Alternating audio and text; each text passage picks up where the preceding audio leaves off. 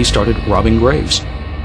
Gein said that he had begun to do this a few years after his mother's death, that he had suddenly become possessed by the need to go to the cemetery and to remove the corpses of middle-aged women who reminded him of his mother. He would read the obituaries, and then when some woman died, he would go to the graveyard on the night of her burial, when the soil was still very, very fresh and hadn't settled yet, dig it up and pry open the coffin lid, remove the body, bury the coffin again, leaving the grave, as he put it, in apple pie order, and then take the body back to him and do what he wanted to do with it. Most psychological assessments of Gein concluded that he was trying to bring his mother back. He tried to dig up his mother's grave, and apparently when he had gone to the cemetery, he found that he couldn't get at the coffin. Because the soil is so sandy in that part of Wisconsin, coffins are often placed within these concrete vaults.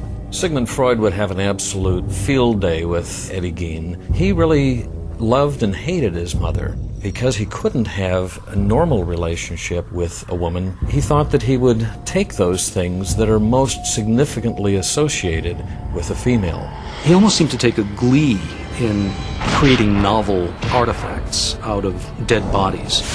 He would make belts made out of nipples. He would cut the genitalia out of females. The investigators found a box full of preserved vulvas, at least one of which was very creepily painted silver and decorated with the little red ribbons. He used human shin bones to prop up a coffee table. He took the tops of skulls and inverted them and used them for soup bowls. He upholstered a chair in human skin. The artifact that resonated most powerfully is the skin suit that he made. He cut the faces off of female corpses and used them as masks. He flayed the top of the torso of one of his victims and also created some leggings. And then began to sew together these parts of skin from various female corpses in a Frankenstein-like way. Gein was very fascinated with the whole notion of transsexualism. There seemed to be part of him that wanted to be a woman.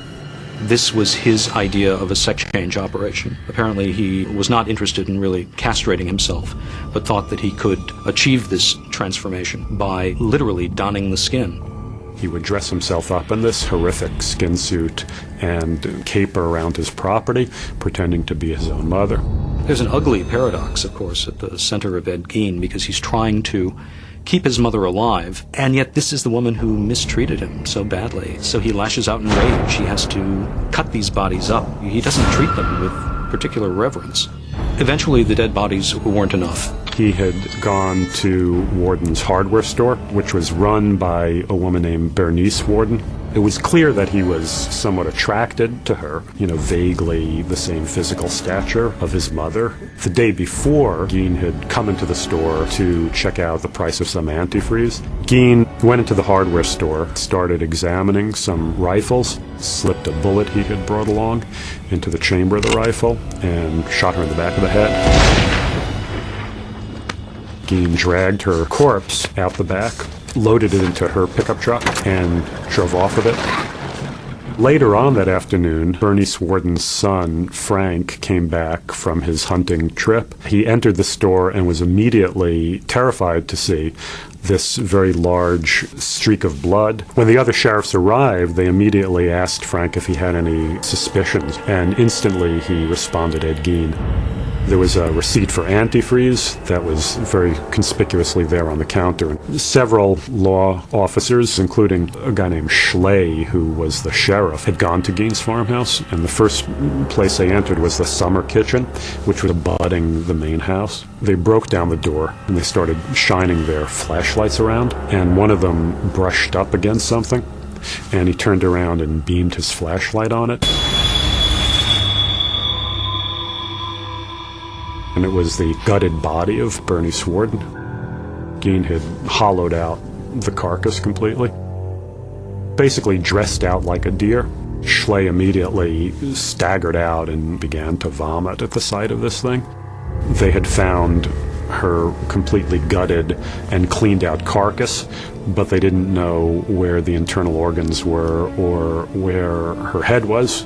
Her intestines were found wrapped up in a man's suit. Her heart was found in a plastic bag. One of them came upon a burlap sack, and when he opened the sack, steam rose from it immediately, and he realized at once that he had found the head. And he pulled it out, and much to the horror of everybody who saw it, he had taken 2 10-penny nails, bent them into hooks, and attached them by a loop of rope, and stuck one hook into each of her ears. And he was apparently intending to hang it as a kind of ornament in his house.